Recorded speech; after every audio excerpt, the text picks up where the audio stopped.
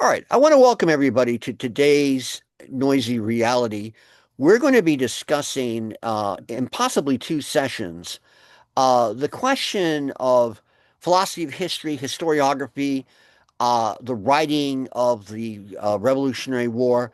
And we have with us today to discuss this Professor Gregory Nobles, who's an emeritus history professor at Georgia Institute of Technology.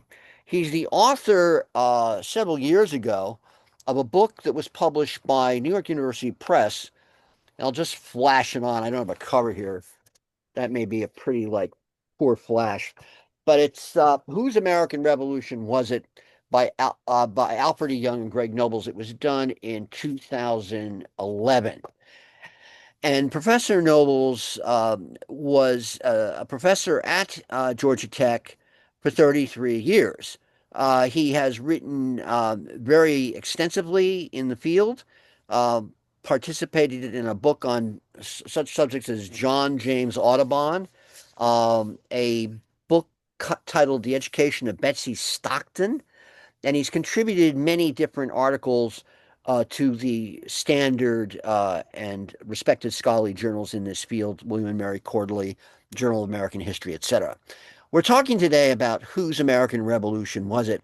Historians interpret the founding, and we're very happy to have Professor Nobles with us. So, Greg, first let's welcome you to Noisy Reality. Thank you for taking time out today to talk. Thank you. I'm very happy to be here. Happy to join you.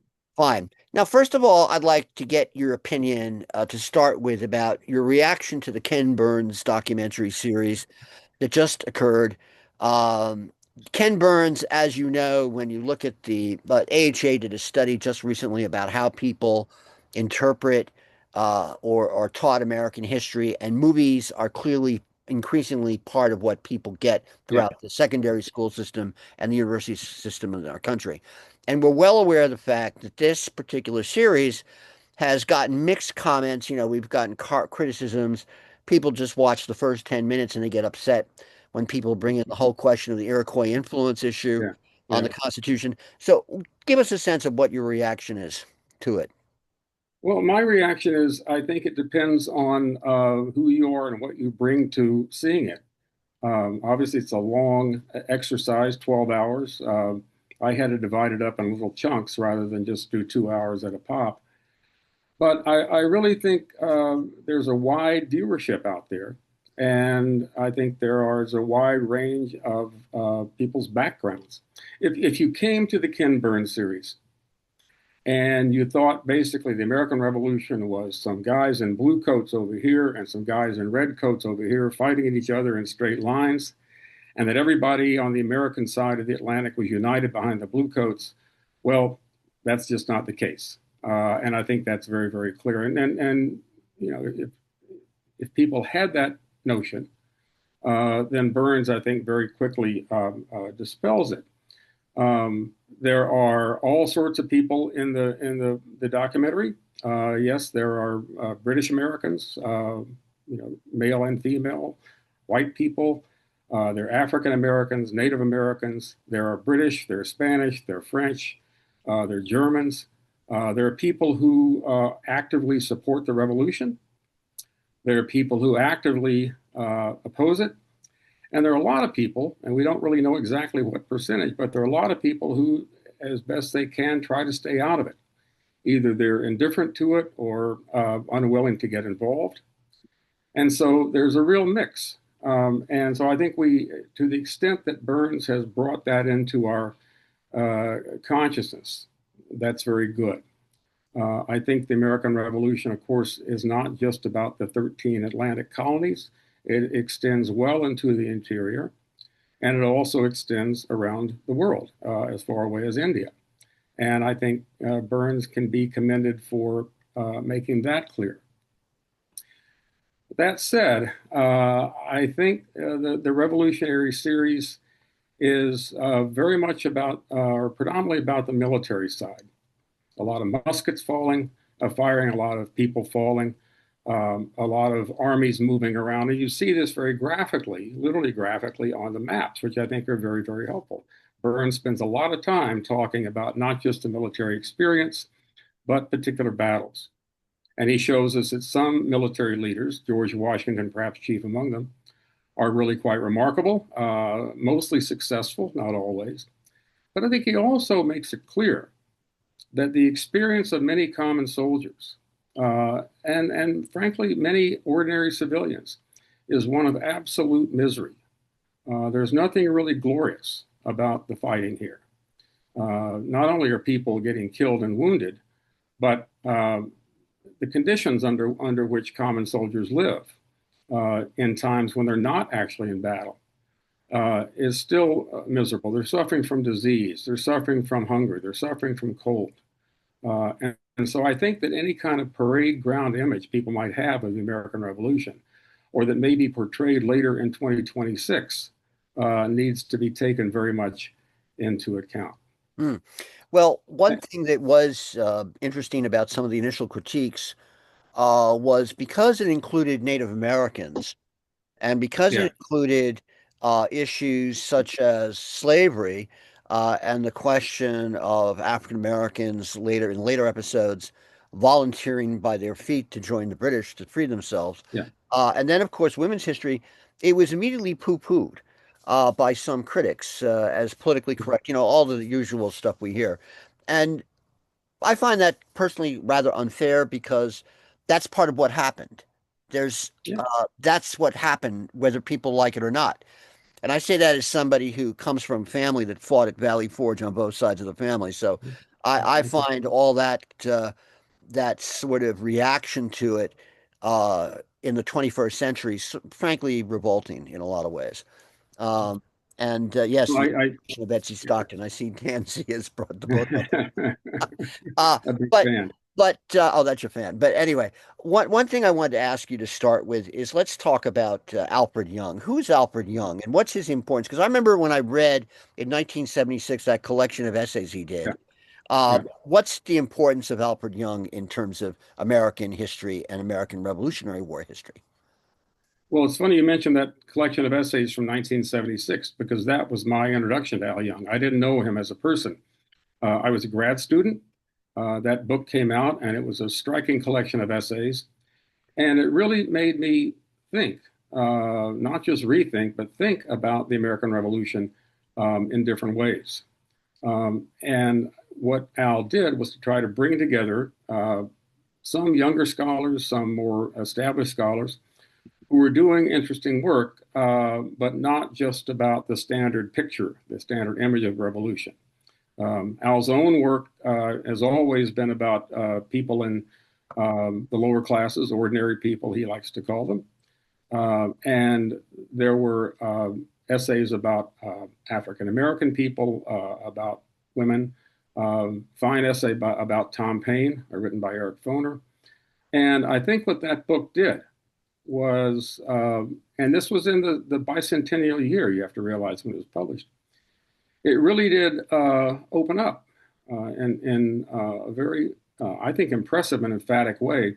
Here's a much bigger picture of the American Revolution. Here's a much bigger ensemble of players who come on to the political and military and social stage. And so I was really struck by that.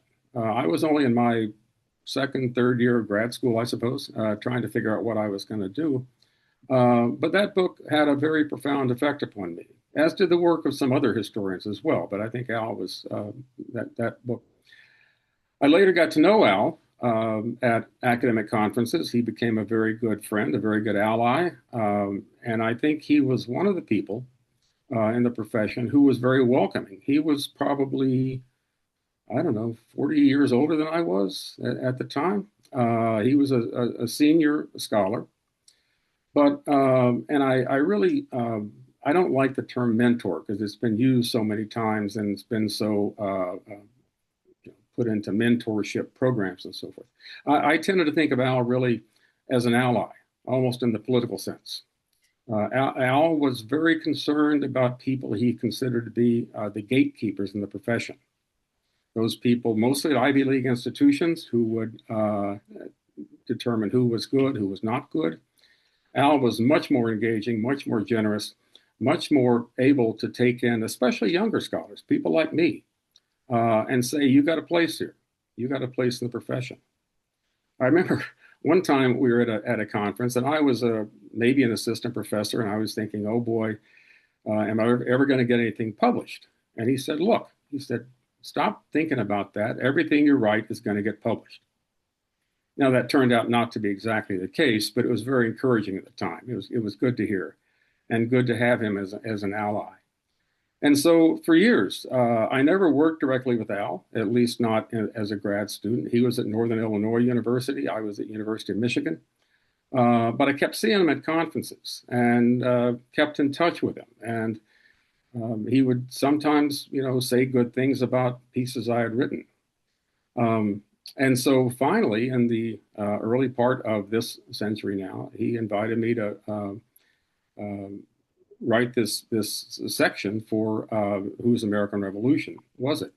He had written the long essay, the first essay in there, for a conference that we had all attended in, I think, 1994, 95 at the U.S. Capitol Historical Society.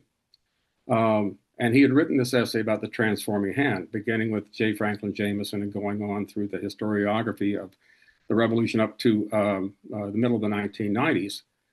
But he realized he wanted to extend that. And so he asked me to pick up in 1995 and take it on to whenever we finished, which I think was in about 2010. Al was unapologetically on the left. He had been on the left throughout his life. His scholarship was focused on that, not the left organized as we know it, but again, on ordinary people. He wrote this remarkable book about a shoemaker, George Robert Twelves Hughes, a common shoemaker in Boston, but really took him and put him into history, put him into the Revolution. And this was a man who was barely literate. This was a man who had no money, no resources, no power. And yet to Al, this is the kind of person we needed to hear about. This is the kind of person we needed to know, not just individually, but again, collectively. And Al would write about the crowds in Boston, the ceremonies, the way in which ordinary people celebrated their own events, celebrated their own politics. And I think that emphasis on ordinary people, the emphasis on what had come to be called history from the bottom up in the middle of the 1960s, became, I think, very, very important, not just to me, but to really a whole generation of scholars who were starting out at the time. Now, that, of course, is quite significant because the essay itself deals with a scholar, James Franklin Jameson, Yeah. who was a very important figure in American history. And what I find interesting, and just bear with me, is contextualizing someone like him, because he's coming into the profession in late 19th and early 20th century. Yeah. He's coming into the profession at a time when, quote, scientific history had become popular. Mhm. I see that in the essay he did, he quoted Peter Novick, his famous Mhm. book, The Noble Dream, a study on the American historical profession. And there was always this interrelationship between what historians were writing and popular consciousness about the revolution or any kind of historical event. Mhm. And what I find interesting in Jameson is that he, in the late 19th century, is talking about social history, Mhm. which to me was quite fascinating. He gave lectures at Barnard, and then Young begins the essay based on these lectures he gives at Princeton in Mhm. the middle 20s.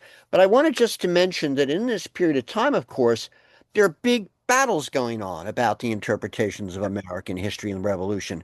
For example, the fight with Charles Beard in Mhm. the 1913 when he publishes the economic interpretation of the Mhm. Constitution and eventually gets ousted from Columbia University as a result of that. You had the battles during World War II. I think of the movie The Spirit of 76 that is banned Mhm. because it is looked on as pro German propaganda and it causes a big stink. It's repressed. The person who does the film is involved in Birth of the Nation. He becomes imprisoned and then released. He's released in 1921. And then you have textbook battles going on in the United States in the 1920s, where people are reacting against what they see as the pollution of Americanism. And just how do you see Jameson writing or talking about social history in the context of that? Where's this essay come from that he writes in the 20s, and why is it so influential? Well, I describe Jameson, and this is my description, not really Al's, as being either cautiously radical or radically cautious. He doesn't claim too much. He doesn't really talk much about the struggles of ordinary people. He describes the revolution as a stream that begins to move and overflow its banks. But he takes the kind of natural, almost environmental metaphor as this moving water. There's not a real sense of who are all the little atoms and molecules down in the water making this happen. But he does at least raise the question. It poses the question, did the revolution have a transforming effect upon American society? Did it matter in terms not just of independence, not just in political terms, but did it do something that made the American people, or at least some American people, different? And so I think that and again, Jameson gave these lectures. He worked on this piece from 1895, then set it aside, came back to it in 1925. So there's a long, 30-year period in there.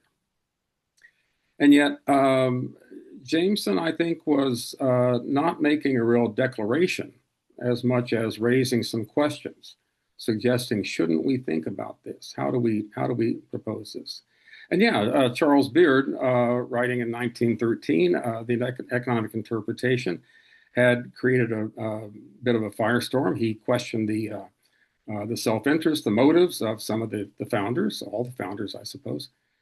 And Beard went on to be a real public intellectual. I mean, Beard and his wife, Mary, published books that sold in the hundreds of thousands.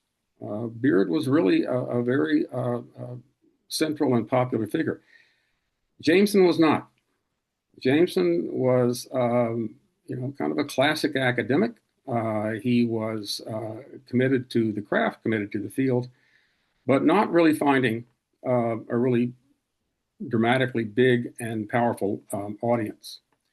And I think, one thing that I have in mind sometimes is that the historical profession back in those days was pretty small, almost all white males, kind of clubby, if you would. Everybody knew everybody else. Everybody knew everybody else's works. They were clubby, maybe not always chummy, but at least, there they were, a very kind of small and well-defined, and with, I think, the real exception of someone like Beard, focused on the academy, focused on their own work, focused on each other's work, trying in their own ways to kind of move the historiographical needle a bit. But I think in Jameson's case, in the turbulent times in which he lived, the Progressive era, World War I, even into the 1920s, he was, again, I think, rather cautious in putting forth a new thesis. Okay. Now, he, of course, was a major figure in the American Oh, Historical yeah, yeah. Association. He's president. Yeah. So, yeah, the president. So he had a impact on the profession in general. Um, and one thing I wanted you to clarify, again, the issue of how this affects mass consciousness, popular consciousness is interesting to speculate on. But what's the imperial school of looking at the American Revolution as opposed to Beard and Becker? And Yeah. maybe you could describe who Becker is Okay. for people. Sure. Well, the imperial school had been, I guess they were commonly called Namie-rites for Charles Namie, a British historian, looking at everything in terms of politics at the very top, and only in politics. Looking at what members of the British government were doing and saying, what political leaders in the American colonies were saying, but not really paying much attention at all to what's going on in American society. It's all a conversation among political and frankly social elites at the top of society, or if you want to say plural, their respective societies. And so I think that the movement away from that to begin to think about how else we can understand this remarkable phenomenon that the American Revolution unmistakably was. And so Jameson's asking, not just what's going on at the top in terms of the political conversations, the political debates, but what's happening in society at large. How can we begin to understand that? And he doesn't really say exactly how that is, but I think he's raising the question. Carl Becker, and again, I don't want to reduce his work to a slogan, but Becker rather famously said, the revolution is not just about home rule, it's about who shall rule at home. And that is not just about the American people getting political independence from Great Britain, but then thinking about who's going to be in charge of this new political entity that comes to be called the United States. Who's going to be leading it, and who's struggling for power? Sometimes that's individuals struggling for power, but also I think different classes of people struggling for power. And so Becker really, I think, very usefully raises the question, not just in terms of social change or social transformation, but also beginning to point toward social conflict. Now, in the backdrop of all this, what struck me in terms of looking at how the revolution has been argued about since its inception and culmination is issues of how people interpret the Constitution and the Declaration of Independence itself. And when one looks at the period right after the revolution and the establishment of the Constitution in 1787, you sort of see the association of the Democrat Republicans with the Declaration of Independence as opposed to the Federalists with the Constitution. And these kind of conflicts continue throughout our history. Mm-hmm. To when we get into a situation like the 20s and 30s where Jameson is arguing and Becker's arguing and Lawrence Gibson's writing that massive I remember going through that years ago as Yeah. that 13-volume history of the British Empire. Quite amazing. In the backdrop is interpretations of the Constitution and how it makes sense politically in the context of people living their lives today. And I think of, the Democratic Party during the 20s and 30s interpreting it, the Communist Party interpreting it during the Popular Front period, the Bund interpreting it, the KKK in its revival in the 20s interpreting it. How's that interrelating, if it does at all, with these academic discussions going on in the academy about how we look at the revolution? Is there any interaction, or is this on a separate plane, what's happening in the popular consciousness about these important documents, these founding principles of our society? Well, I don't think it's the responsibility, or was the responsibility, or the interest of the historical profession to respond to the KKK. They were just off there by themselves. Right. But to the extent that we need to look at these foundational documents, these foundational statements, the Declaration and, of course, the Constitution, I think historians then, and frankly now, have a real obligation to say, what do these things mean, or what they might mean, or how do people understand them? And I think that, a lot of people tend to say, well, the Declaration was all about liberty. It was about a call to arms. It was the kind of empowering document, the motivating document. And the Constitution was a document that tried to put the lid on things, tamp things down. There's an element of truth to that, of course. But I think that as we look at how these documents came about and why at their particular time, then you begin to see that neither one is Holy Writ.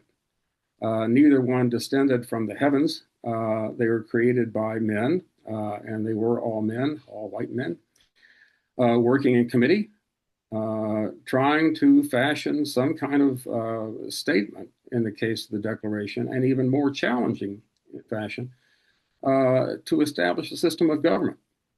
And they didn't do this in a social or political vacuum.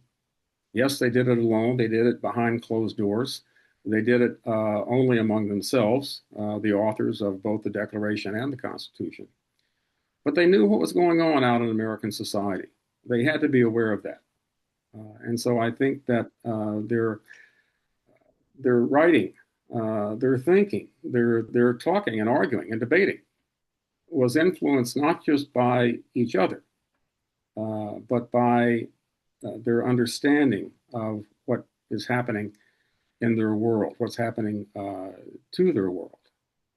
And so, I think the whole question of independence is something that came on, you can say gradually, I think rather quickly. I mean, people didn't start really talking about independence until actually 75 or 76, at least not seriously. I don't give Thomas Paine all the credit for that. Other people were mentioning it as well.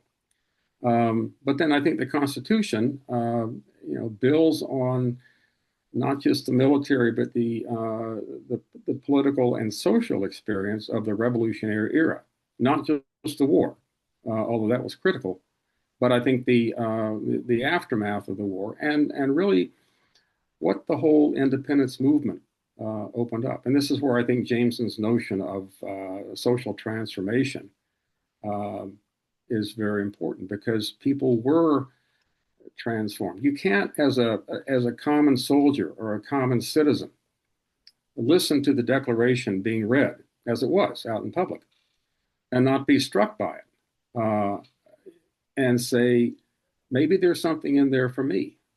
You can't, as an African American, hear the Declaration read, as a lot of African Americans did, and not say to yourself, there's something in there for me. I think at the time people focused a lot on the what we call the good news of the revolution, the life, liberty, and the pursuit of happiness side, the prologue, the justification. But I think also it's important to focus on the various grievances at the end. In fact, I think we ought to focus on them a lot today. That's another issue we'll talk about perhaps later.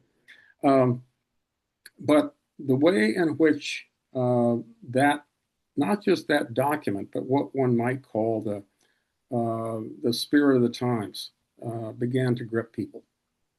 And you have to imagine, I think, I always told my students, one of the best tools a historian has is imagination. And try to think about what happens when people hear the Declaration read, not just as individuals, but as groups. And they talk to each other. Washington has it read to the troops. Well, what do these guys, and they're almost all guys, do afterwards? They carry on a conversation, and somehow they don't memorize it, but a lot of the language, a lot of the ideas, a lot of the sense of it, I'd call it the oomph of the Declaration, gets into their conversations, gets into their heads, gets into their beliefs, frankly. Interesting. It reminds me of when James McPherson was writing about the ideological debates among Union soldiers during the Civil War, and the Yeah. whole question of, what kind of models to take. Does he take World War II models that tend to downplay ideology? And then he sits there and gets into primary documents, and people are honestly talking about the impact of the emancipation on their desire to fight. Yeah. And that's a really interesting point, because what struck me in looking at all this literature for the past 6 to 7 months on my journey through it, Yeah. once again, is that the issue of the American Revolution as a revolution Yeah. itself is something that is debated and questioned. For example, when we fast forward in a few minutes to talking about the New Left historians, Mm-hmm. they, of course, will, such as Jesse Lemish, who I remember I read years ago, that Yeah. great article he did on Jack Tar in the streets. Yeah. And I can think of my friend who teaches at Pittsburgh, who did his book on piracy.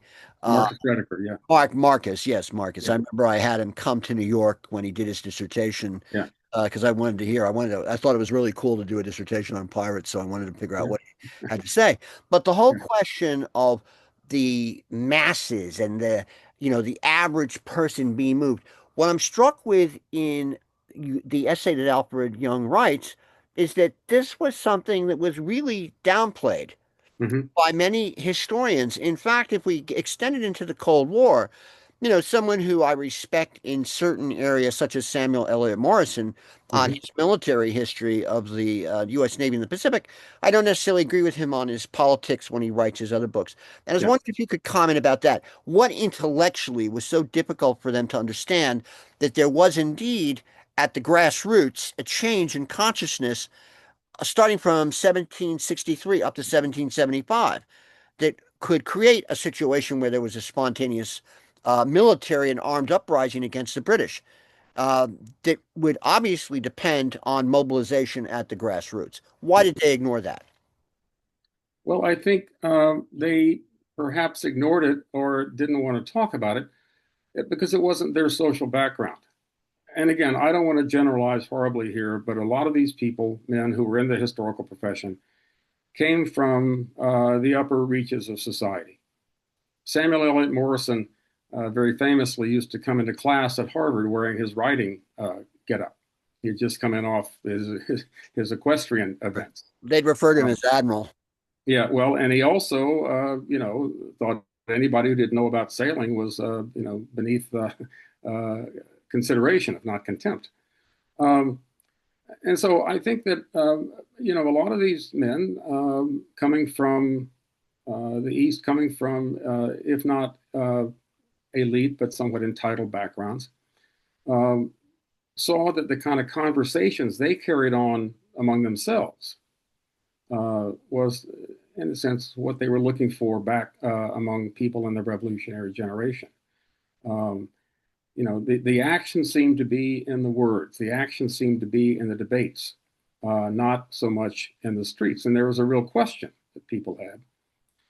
How much could the inarticulate, as they were sometimes called, or quite often the illiterate, uh, what role could ordinary people play in making historical change? And quite often the answer was they were just deluded by demagogues. They became part of the mob, the rabble, people who were, you know, pulled along, pushed along, but really had no sense of understanding themselves. And I think that's what, without actually saying it, a lot of the historians in the early part of the century uh, felt that studying ordinary people, studying common people, white people as well as black, women as well as men, was really not a very worthwhile approach. And also, those kinds of people don't leave documentary records for the most part. You mentioned, for instance, the Civil War soldiers that James McPherson had been studying, reading their letters. We don't have that kind of collection of correspondence from Revolutionary era soldiers. I wish we did. We have some wonderful brief biographies of a few Revolutionary soldiers. Joseph Plum Martin, who's mentioned frequently in the Ken Burns series. Another Long Bill Scott from Peterborough, New Hampshire, who I've one of my doctoral advisors wrote about. But we don't have the kind of trove of documentation that we have for Jefferson, Washington, John Dickinson, John Adams. You go down the list. All those papers have been collected, they've been organized, they've been made available, and now, of course, they've been all digitized. Trying to find the thoughts, the opinions, the writings of ordinary people has been a real challenge. And yet, that's what I think people like Al Young, people like Jesse Leamish, people like Stoughton Lynd started trying to do and do very effectively and very imaginatively in the 1950s and on into the 60s for sure. Right. And of course, they're influenced by the British, E.P. Thompson, Yeah, sure. Christopher Yeah, Hill, the French, George Rood, yeah. etc. Um, now, when one looks at the what's going on in the profession during the 40s and 50s, um, Alfred Young introduces Merrill Jensen, who I had friends of mine who actually worked under him, Yeah. did their dissertations. But explain to us who he is and his importance in this picture. Well, Jensen was at the University of Wisconsin. He was, and University of Wisconsin was, for its time, a very progressive, I won't say radical place, but he was there. William Appleton Yeah, Wilson was there. Williams. You know. Wisconsin clearly was miles away geographically and perhaps even politically from the Ivy League at the time. Um, and so I think that, and people sometimes talk about the Wisconsin school. I'm very uneasy with the notion of schools in historical analysis, but we can come back to that.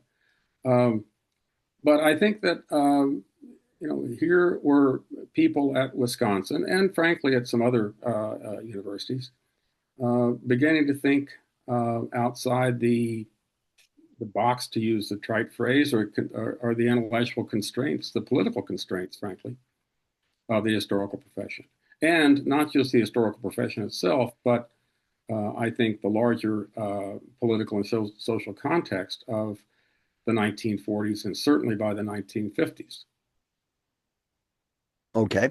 Now, when we deal with the reactions to the Cold War, how Yeah. does that affect this whole situation? How's that affecting history writing into the period of the late 50s and early 60s?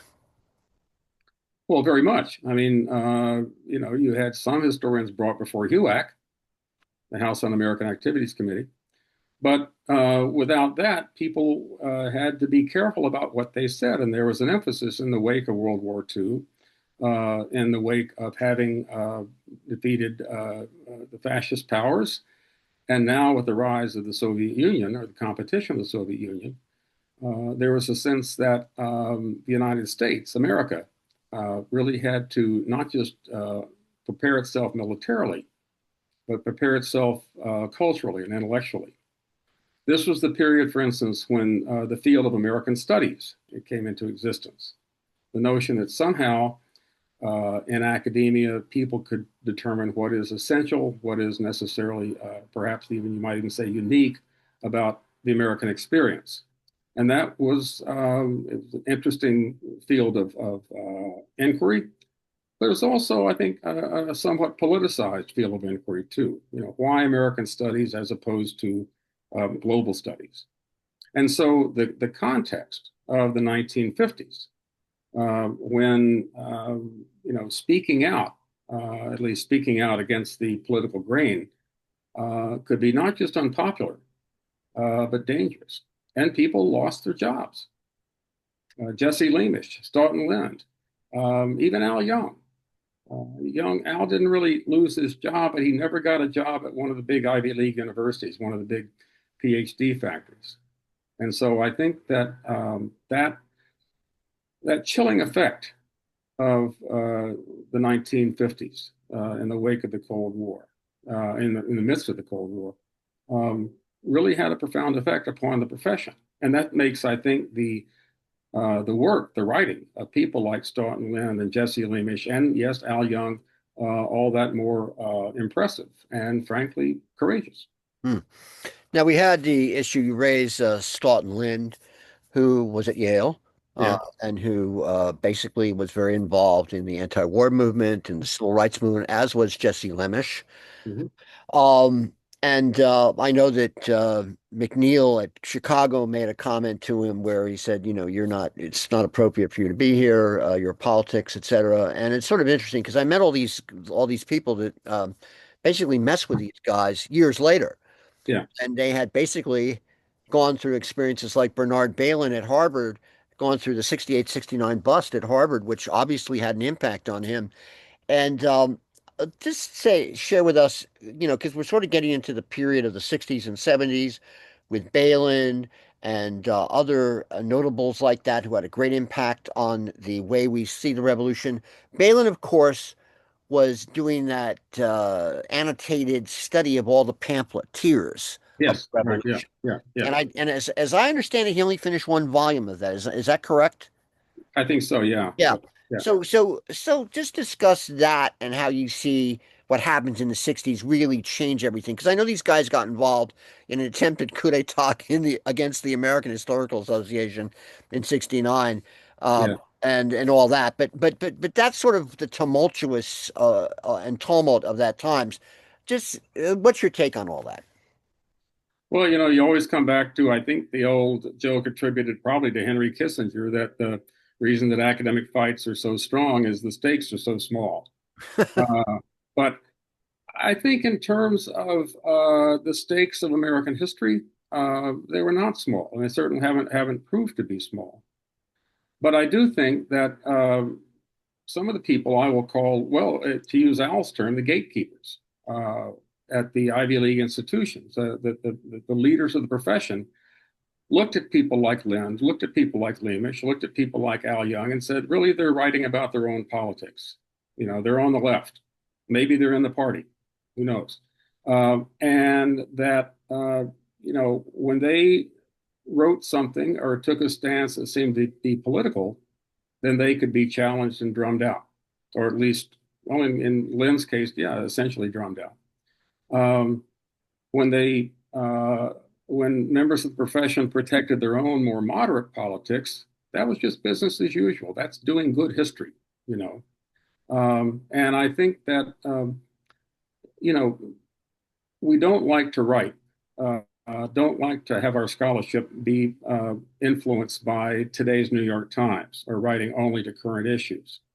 But I think to say that those kinds of issues, the political issues and the social issues around us, don't matter it's a fatuous statement. Of course they do. And sometimes what's happening in American society uh, makes people, historians, think, well, maybe there's some earlier connection to that.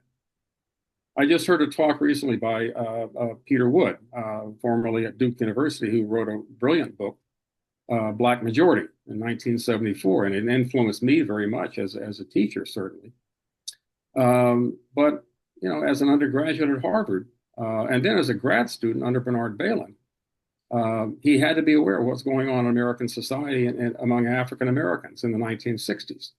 And he began to ask, what can I know about African American history that that goes back into the very early period?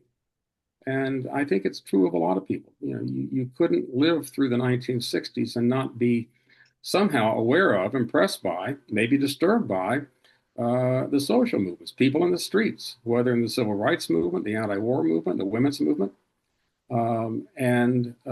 Historians don't live in a glass box. At least I hope not. And sometimes what's happening around them influences what they begin to think about in terms of the research. I think that's frankly true more often than not. I'd say that's true of any person in humanities or social sciences Yeah, in general. Um, Now, one thing I wanted to focus in on is the issue of African American history, yeah, which Al Young and both yourself get into. Um, and I'm looking at how this issue sort of evolves into the 20th century. The reaction to Ulrich Phillips yeah, writing his yeah, defenses about slavery, yeah, and then the whole Columbia School, which mm, I'm very familiar with, Dunning and all them, yeah, justifying the attacks on Reconstruction, and that essentially being the consensus mood about what happened after the Civil War until really the 60s start to change it. yeah. Um, but when you deal with the American Revolution, you have someone like Benjamin Quarles coming out with his book, The Negro Hmm. in the American Revolution, which Hmm. is, to me, an amazing. I remember when it came out, I read it Yeah. a couple years afterwards. But how do you see that? And now forget about it. We're into all sorts of interesting explorations Yeah. of African American history. But explain how you see that evolving as a subfield in all this. The issue of African American history being looked on as part of this process. People, for example, discovered that in the Lexington Concord response of the militia, anywhere from 30 to 50 free men of color joined the fighting Yeah. in Right. Yeah. April 19th. Yeah. And we could go on and on. I mean, Yeah. and so I'm just curious about your take on how that's come into the picture. Well, I think you could say that Quarles was very much ahead of his time. Nobody was writing that kind of thing. Nobody thought that the study of African Americans on their own terms was a useful activity. Maybe some didn't think it was a possible activity. And of course, you had, again, the specter of U.B. Phillips, who was at frankly, my graduate institution, University of Michigan, saying that slavery was kind of, all mint juleps and magnolia, and everything was fine. Masters were good to their enslaved people, and the power that had, the ideology of the lost cause in the wake of the Civil War, and how that came back very strongly in the early part of the 20th century. And remember, most of the Civil War monuments we have were put up not in the 1860s or 70s, but in the 19 teens and 20s and 30s.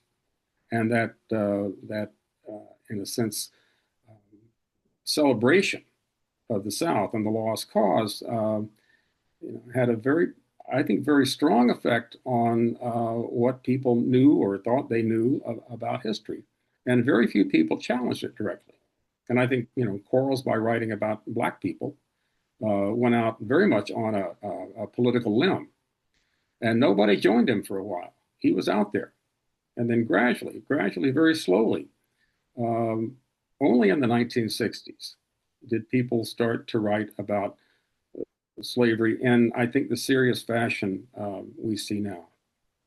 And there's some really remarkable works. But I remember in 1959, 1960, Stanley Elkins wrote a book about slavery. And he was trying to be sympathetic to the position of enslaved people. But he had this analogy that they were like inmates in Nazi concentration camps. They lost their dignity. They lost their humanity. They began to look up to the guards as their superiors and helpers.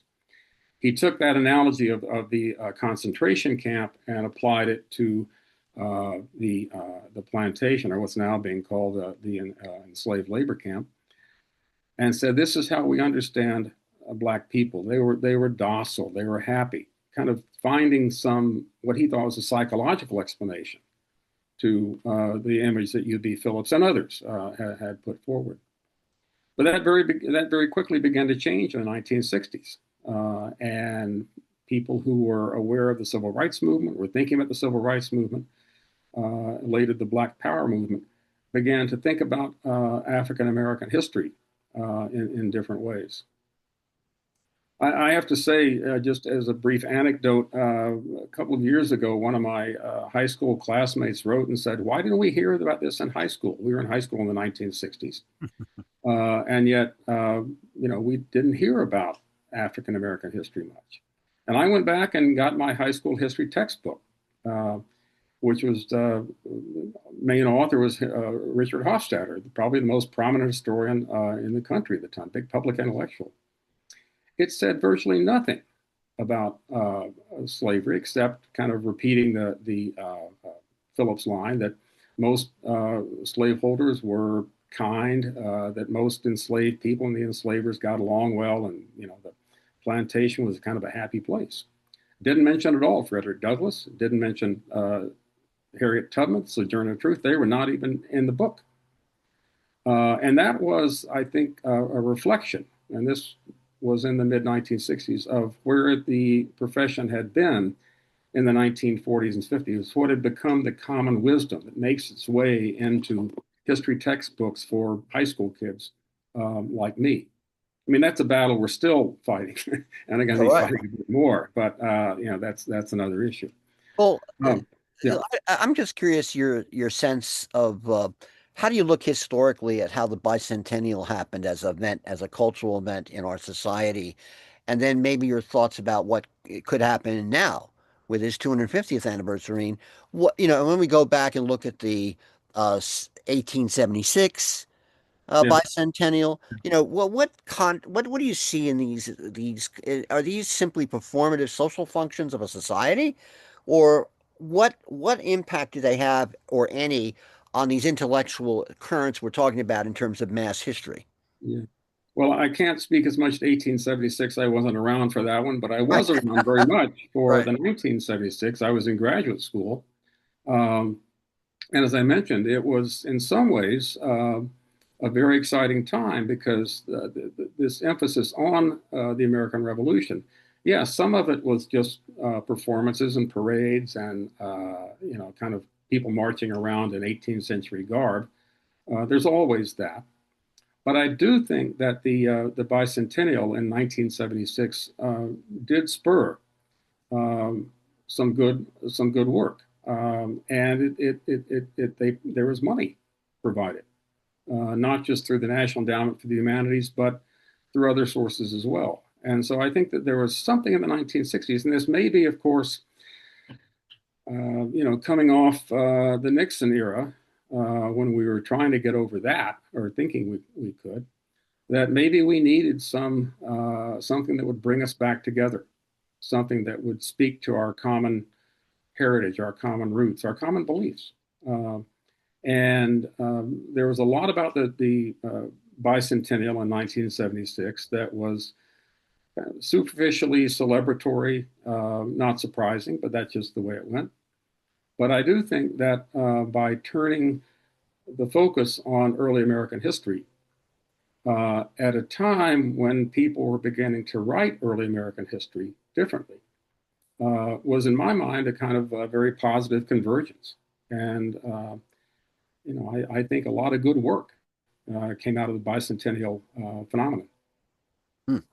Now, I covered the controversy over Gary Nash's National History Yeah, Standards yeah, as a journalist. It was an amazing experience because I talked to Gary, I talked to different people involved on both sides. I did it for about 6 months. I yeah. learned a lot. I learned a lot. Um, and one thing I learned was how if you try to give nuance and some kind of ambiguity to American history, people just freak out completely. And uh, and I'm wondering what you think about the present moment we're in terms of this situation, because what I saw in looking at all these different accounts of, let's say, battles over historiography in looking at our revolution and how it impacts on the present is there tend to be issues of different emphases on the Constitution and the Declaration of Independence. The people who are aligned with making the Declaration of Independence a living document, and get into this whole question of how originalism starts in the 80s in terms of the question of interpreting the Constitution to the present time. And what we're having now, of course, is again a battle over who is interpreting the Constitution. But we never had a situation where a president actually acted in a manner that was along the lines of what the founding fathers warned us about, that somebody would act in a despotic way, someone would actually attempt to nullify an election the way he did in 2020. And I'm Mhm. just wondering, with that kind of milieu going around, how do you sort of see the reception of the revolution happening these days? Well, like in many things, I say I wait to see. I'm concerned um, because I know that the way the revolution has been struggled over in the past, in less fraught times than this, um, leads me to think that we do. Various people want possession of the revolution. Um, that there's an essential or a fundamental truth about the revolution. There's a certain story that can be told, and everything else is simply just uh, beyond the pale. And I think, let me go back a minute too to Gary Nash, who was, again, a good friend, a guy that I admired a lot, was a good ally in the profession. And it really was a very courageous thing that he did to take on the history standards because he didn't need to do it. He had a good career at UCLA. He was doing just fine, but he took on that responsibility and caught enormous flack for it because he began to say, what about people who've not been mentioned in history? What about, for instance, Frederick Douglass and Harriet Tubman and Sojourner Truth? Shouldn't we, shouldn't students know something about them? Um, and then, of course, people said, well, you're taking away from George Washington if you're talking about Frederick Douglass. You're not having enough emphasis on the founders and so forth. And that was in the 1990s. That was during the, for better or worse, the Clinton administration, not to tie everything to presidential administrations or politics. But when I saw the kind of reaction Mm. in both senses of the word that affected Gary's work, that stayed with me. And when I think about what might become the case uh, in the year or perhaps years to come, we'll see. I mean, I think there was an article in the paper, New York Times, a couple of days ago about New College in Florida, which had been kind of a progressive, liberal, small state-run college, and now the governor, Ron DeSantis, has completely turned it around, taken a different direction, and really, in a sense, engaged in kind of a purge. Um, I have to say though that back in the what I'll call now the old bicentennial, 1976, to be a grad student then was a fascinating experience. I mean, the job market was not great, but it was okay. You had support, um, and when I interact with grad students today, as I sometimes do, uh, knowing the situation of universities, knowing the situation of the job market, uh, I feel enormous sympathy toward them. And I want to say, what are you doing here? Mm. Why are you doing this? It's not a good career move for most of them. And yet there they are. And I think some of them are doing really good work. My point is that I think, in the 1970s, with that earlier bicentennial, there was a sense of openness and opportunity. Um, I don't sense that right now, frankly. Yeah, let's hope that that changes. Well, what I'd like to do is take questions from people because there's so much to explore. Uh, uh, Greg has another essay which we want to explore in depth at a future occasion, which is on the writing that occurs up to now, frankly, about the revolution. And it's another very rich topic to explore because we're just sort of trying to lay the groundwork for how the historiography of the revolution has been approached. And this is just simply, I would call a aperitif, if you will, about how to really look at it because it is to me quite fascinating. And I'm somebody who's like also, my area has been Africa and the Middle East. So like this is always really interesting for me to listen to and explore. But let everybody sort of, yes, Doug has the whole thing there. Raise your hand and we'll go from there. So, Doug, go on, Doug. Could you speak just briefly about the current movement towards a quote second revolution that seems to have taken, shall we say, root in a good part of the country? And I don't know whether the historians or the academia world has bought into this as much as the nonprofit organizations such as the Heritage Foundation. Ah, interesting. Well, frankly, it scares the willies out of me. Um, uh, I'm happy to stick with the first revolution and call it a day on that one. I used to ask my students sometimes in talking about the Constitution. 55 white men, almost half of them slaveholders, got in a room and created this document. And it's easy to say, well, that was a pretty limited spectrum cohort in American society. But I would ask them, who would you want to have write a constitution today? And that is, frankly, becoming a real prospect. That's been on the table. And I would go through a list of people. You want it to be lawyers? Oh, no, not lawyers. How about political officials? No, they're horrible. How about history professors? And that got me hooted out of the room. You know, uh, and I think that, trying or wanting to create a new revolution, a new constitution, whether that revolution is deemed to be violent or just the process of some kind of political phenomenon. Um, I know that Jill Lepore has written a lot about amending the Constitution, and we've been through that a lot. But given the limitations of what that Constitution from the 1780s gave us, and given the limitations of how quite often the Supreme Court interprets that Constitution, uh, I would still take the known over what I fear of the unknown. Interesting. Yeah, that's a very interesting question. Other comments that people have to make? Just raise your hand. Yeah, go on, Ty. You just have to unmute. You have to unmute, Ty. Yeah, there you go. Thank you. And thank you, Professor Nobles. You know, I enjoyed the Ken Burns series, but the question, he referred to it as maybe the country's first civil war. I think that was in there. And I got to thinking about why did some choose to be loyalists and some choose to be patriots? What were the issues? Because there were a lot of people on both sides that weren't just British. Yeah. Well, I think one way of explaining it is to suggest that people saw where their interests were best served. You know, especially people who became loyalists. There was some who were very principled in their opposition to the revolution, thought that it's unnecessary, it's going against the established order of the monarchy and the rights of British people and so forth.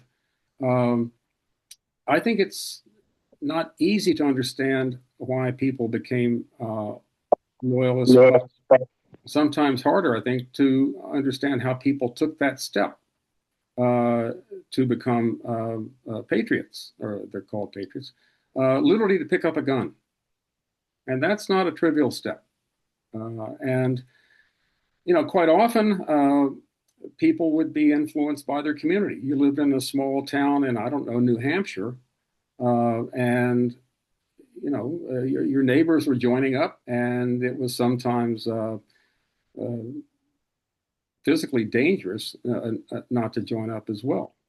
And so, but I think a lot of people were, they had been motivated by the political debates, the political events of the 1760s and early 70s. I don't want to put that aside at all.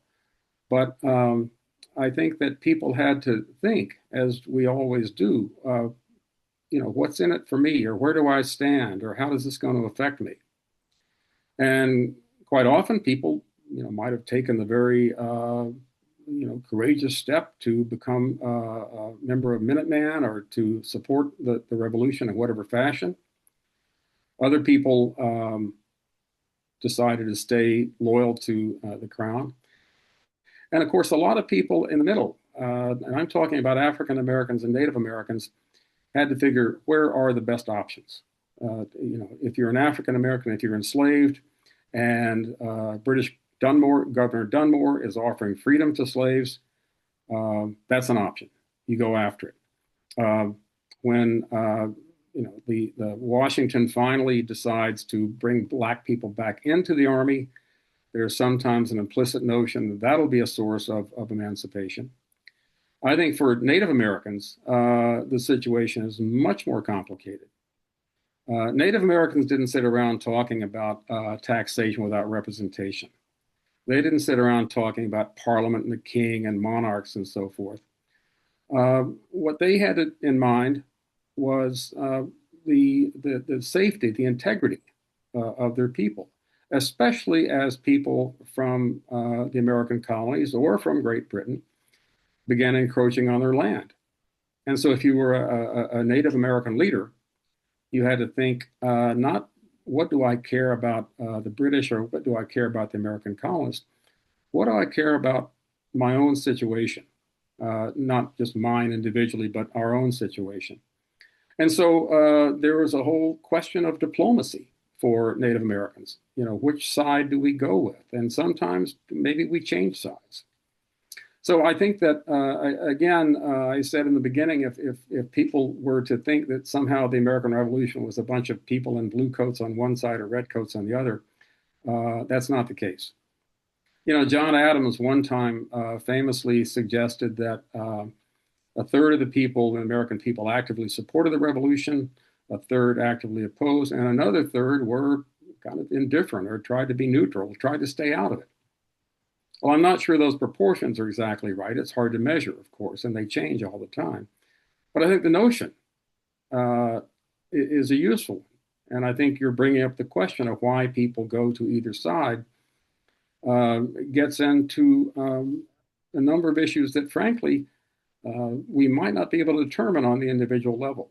Because once again, people didn't leave, for the most part, statements why I support this revolutionary movement, why I support the king. Quite often we see that people voted and acted with their feet. That's especially true of African American people, enslaved African Americans. And I think it's also true of indigenous people. But, you know, why do common farmers literally leave the plow and pick up the gun? And I think that remains, frankly, a fascinating question. And to answer it too glibly, to answer it too simply, I think does everybody a disservice. The people in the past, and frankly, those of us who are thinking about it now. I think it's a question we always ought to bring to something as dramatic as the American Revolution. You know, which side are you on? And how do you determine that? And how committed are you to staying on that side? And a lot of people would try to opt out. Or they'd say, you know, I served my time in the militia for a while. The war is moving down to the South. Thanks very much. I'm done. And so, you know, the whole question of commitment and loyalty, not just loyalty to the crown, but loyalty to whatever side, it can be very contingent and very, sometimes, I think, to us, kind of confusing. I see another hand here. Yeah, but before we do that, Ty had raised an interesting question about the loyalism issue, and you sort of answered a little bit with the third, and sort of disputed that. How does the whole idea of investigating loyalism fit into this picture we've been talking about? Because I sort of I remember I interviewed Furling a few months ago, and I remember reading his book on John Galloway years ago. It was quite illuminating to me. But then I remember there was all these loyalism studies that were done. And is it something that was associated with the sort of bottom-up history of the 60s and 70s that was going on? Or is there a different arc to this trend to look at the issue of loyalism? Well, you know, I think most of us like to assume that had we been alive in 1775, 1776, we would have joined the cause. We would have been good patriots. We would have done what one needs to do to promote this movement toward independence. I think the reality is that a lot of people faced with that choice saw that it was maybe in the minds of some people, unjust, unnecessary.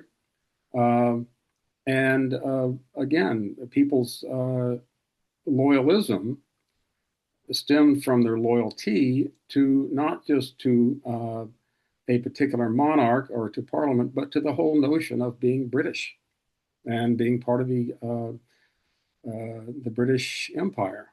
And so I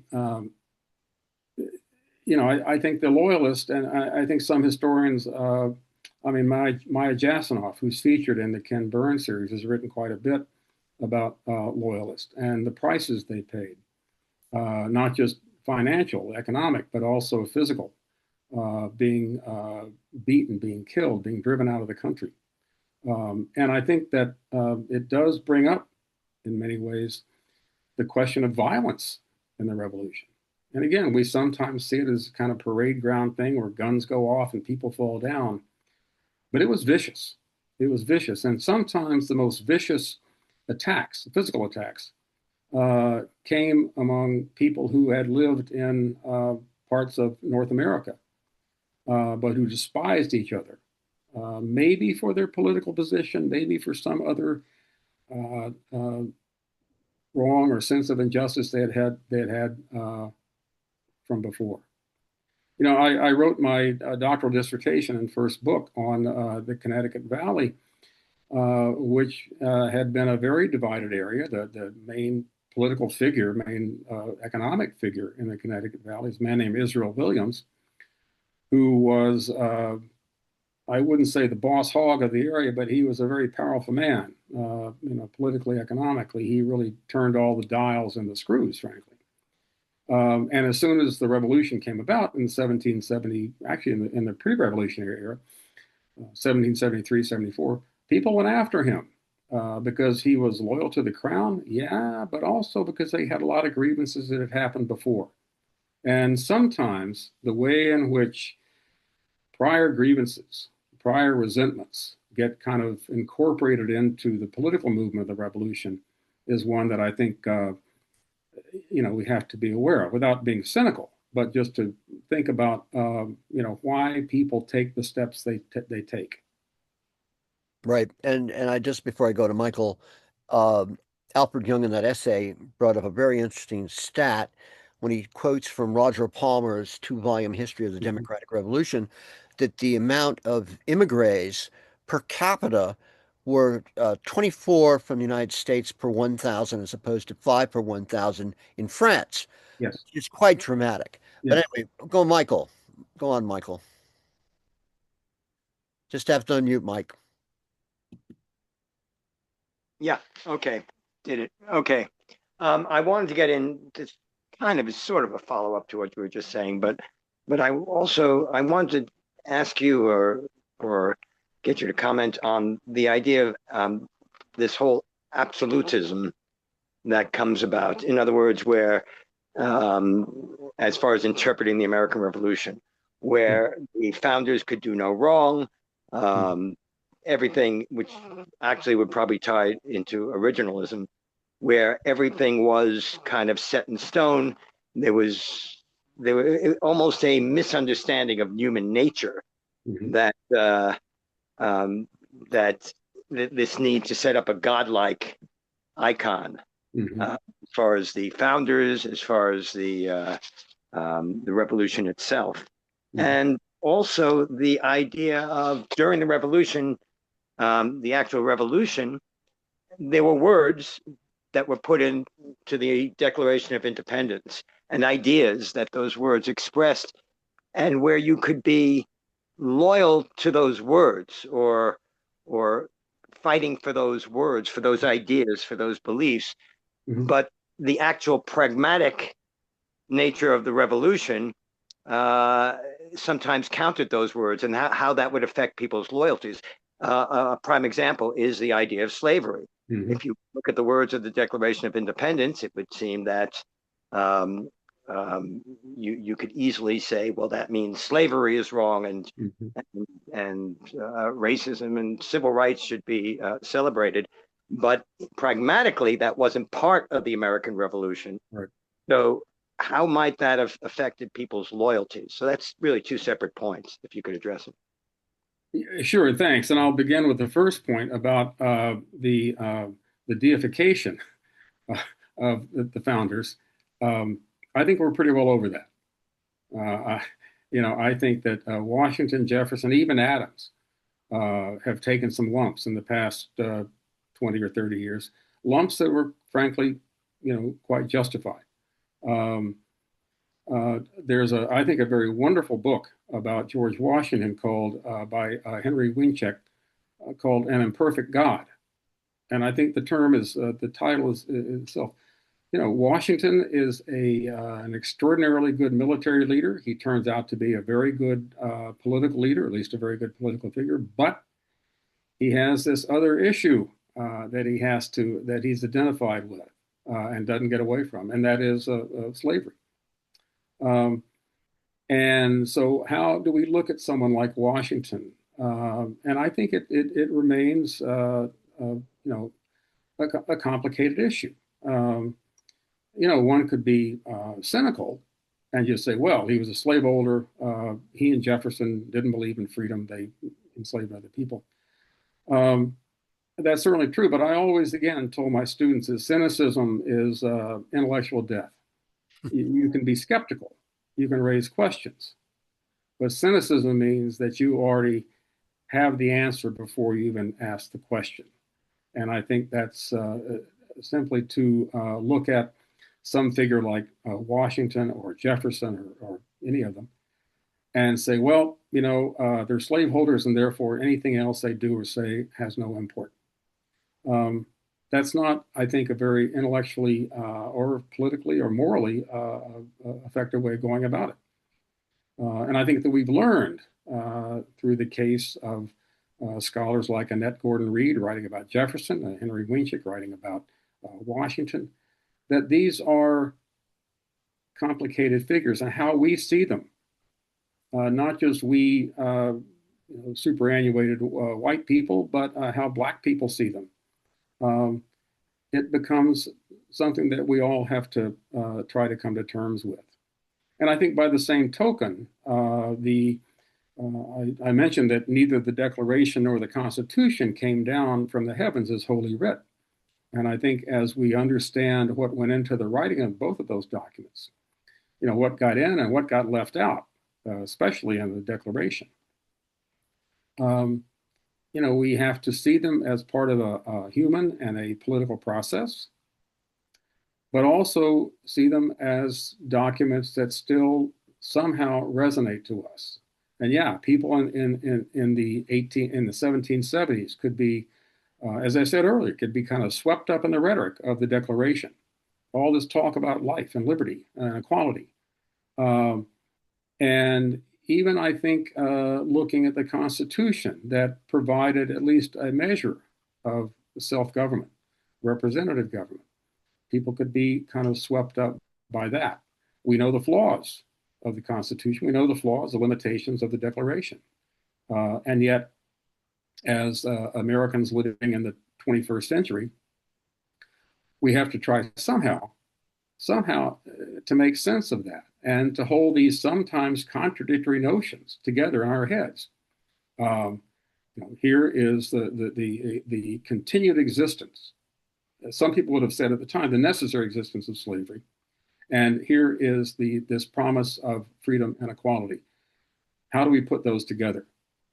It's not easy. It's not easy at all, but I think it's something we have to try to do. Okay. I just wanted to follow up. Would you say that the deification problem, I mean, it's happening today. Do you think it's something inherent in the American psyche? Well, I think it's inherent in a lot of psyches. It's easier to celebrate people. It's easier, I think, to see prominent people in the past or frankly in the present and say, this is a wonderful person that I look up to. I'm gonna celebrate this person. But as soon as you do that, you begin to realize that we are all flawed human beings, and that to look at a figure in the past, a Washington, a Jefferson, an Adams, leaving aside whoever you might have in mind in the current day, I think we have to say here they are, and for us to come to terms with them, for us to know them. Yeah, it's difficult. It's much easier just to believe in somebody and to celebrate them and not ask questions. But it's asking questions that what I think keeps people in my profession in business. But I think it's what keeps us all in business. Okay, Michael, any other comments, Michael? No, thank you for letting me get that added thing in there. Sure, thank you. Fine. Anybody else want to jump in? Aaron or Vincent or others? I'm sort of surprised because I know how talkative you guys are. Who was that who just raised their hand? Go on, Aaron. Yeah, no, thank you, Dr. Nobles, for a great talk and background in your career. I'm wondering, as you were going through your education and your development, how much did and you aren't a fan of sort of the school's thinking, how much did these other historical figures writing about the Revolution, maybe that were maybe focusing not just on military, but let's say legalism, like Forrest McDonald, how much did they influence you or not at all in your arguments or in your thinking? Well, I'm not going to say not at all, but I do have to say, in all honesty, that there were particular individuals and particular works that really influenced me. I mean, obviously, my dissertation director and one of my other professors at Michigan had a very profound effect upon my moving through the profession, getting into it. I've already said that Al Young, first his writing and then his just person, became very important to me. Gary Nash was important. But there are other people that I've never really met who were important to me. I think about I mean, Jim mentioned Edward Thompson, E.P. Thompson, a British historian, who wrote wonderful work about the crowd, the British crowd, ordinary people. And I was really struck by that. I think about Natalie Zeman Davis, who's a French historian, wrote this wonderful book about the return of Martin Guerre. Had nothing to do with the American Revolution. But I looked at Natalie Davis and said, boy, that's a good writer. And I want to write like her. I want to write like Robert Darnton, another French historian. So, you know, part of it is, I think you certainly as a grad student, you know, taking things seriously, turning pro, as I called it at the time, you began to look for models. That is, people that you admire, people you work with, people who can have a conversation with you and ask you questions as they do. But also people whose works you think are just fascinating in their own right. I'll say, when I read Robert Darnton's collection of essays about the Great Cat Massacre when I was in grad school, it had nothing to do with my work, but everything to do with, you know, how I wanted to think about myself as a writer. And maybe someday I'll get there. I'm not there yet. Well, yeah, Darton's quite amazing. All those works. Anyway, anybody else have a follow-up or anything like that? Yeah. Hi, how you doing? This is Vincent Caprio. Hey, Vincent, go on, man. You seem you embarrassed me into talking. That's not too hard. I know that. Go on. I know. Thank you. I really enjoyed this today. Getting back, something I learned today, the monuments for the Civil War, I did not know that most of them were created in the 1910s and 1920s. In my research in regard to the Ku Klux Klan, the Klan was really popular in the 20s. Did the Klan have an influence on putting in those monuments up in the 20s? Well, people in the Klan were everywhere. They didn't always wear their robes, but they were involved at many higher political levels. I think a lot of the impetus and a lot of the money, frankly, for these monuments came from the United Daughters of the Confederacy, who did the fundraising, did the political cajoling, and did the commemorating of these people. You know, I grew up in Dallas, Texas, and I used to go to Lee Park, Robert E. Lee Park in Dallas. I happened to be born on Robert E. Lee's birthday, no fault of my own, but you know, Robert E. Lee was held up to me as a hero. And there was a big statue of Robert E. Lee riding his horse Traveler in Lee Park. And I, you know, as a kid, I thought it was always there. But in fact, it had been dedicated in 1936, 37. FDR came to Dallas for the dedication, part of his Southern strategy. And that statue has now been removed.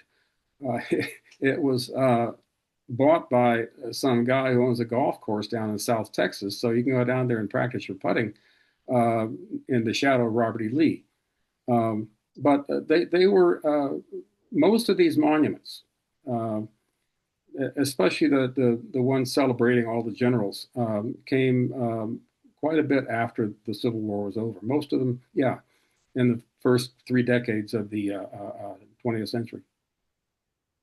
Thank you. Yeah, an amazing topic because there's the politics of, you know, they excluded Confederate memorials from Gettysburg for quite a long time. Vicksburg also. So it's a whole interesting issue. But yeah, that's an interesting question. Anne raises a question about women in the Revolutionary War, and I go back to when people formed the Daughters of the American Revolution, which in part was Yeah. formed as a result of people excluding women from the uh, American Revolution. But then during the centennial, you had this amazing incident with Susan B. Anthony and Stanton, where they go in and read their Declaration of Independence in terms of first wave feminism. So, what about all that? Because that's a whole other dimension we haven't even talked about today about women in Well, the revolution. yeah, I mean, I think it's important, and now it's very easy to say that women played a very important role in the revolution. They had not been written into the scene uh, in the early part of the 20th century. And again, this goes back to Jameson and so forth. They just didn't deal with it because, after all, they were just women.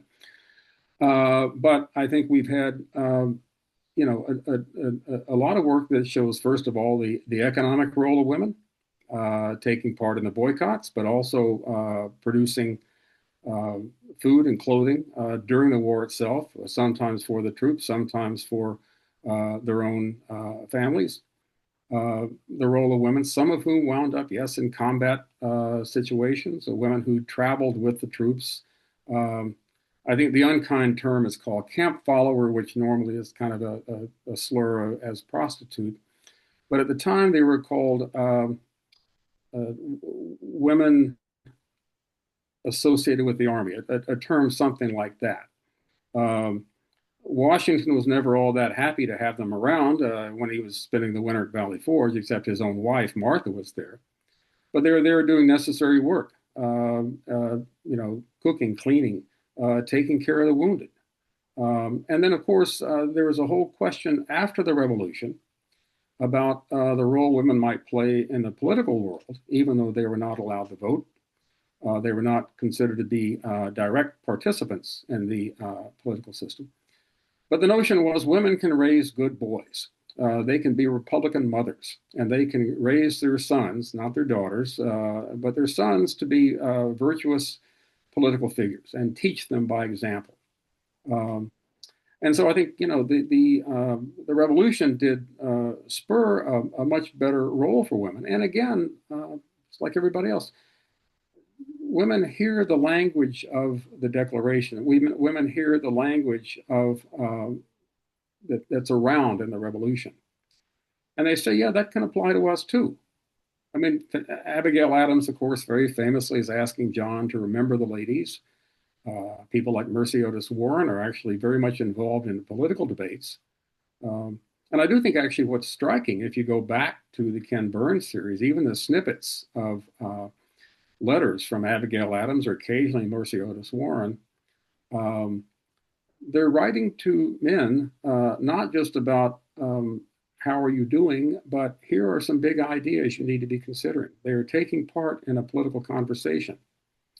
And I think we have to imagine that when you get past John Adams and Washington, even as you think about ordinary people in their own communities, women may not have had the right to vote, but they had the right to talk, and they had an influence over the conversations, the politics, in ways that somehow we haven't really appreciated. Women taking part in bread riots, making sure that the cost of necessary items was just, fighting against gouging merchants. And so to see women as political thinkers, as political actors, as political allies is something that I think the last, I'll say, 50 years of scholarship has taught us.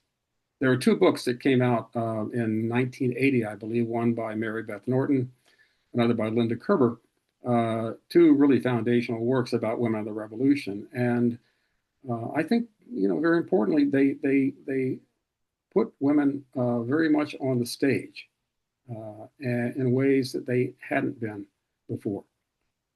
Yeah, we're going to get Mary Beth Norton. And I should mention one story that always struck me was a rebellion by the camp followers of the Continental Army when the army's marching through Philadelphia. And Washington orders the women to get out of the way or basically leave the army, and they just rebel. They have a strike, if you will, which always amazed me as an event. And I just wanted to throw in the picture, we talk about the Declaration of Independence. The person I'm thinking of, David Armitage at Harvard, did this brilliant book on a global history of the Declaration of Independence, which basically shows how that document, pernicious little pesky document, has its impact all throughout the world. Yeah.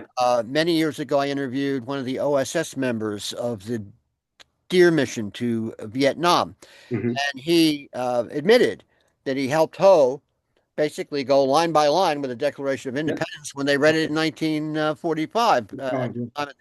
So it's amazing the impact of these documents.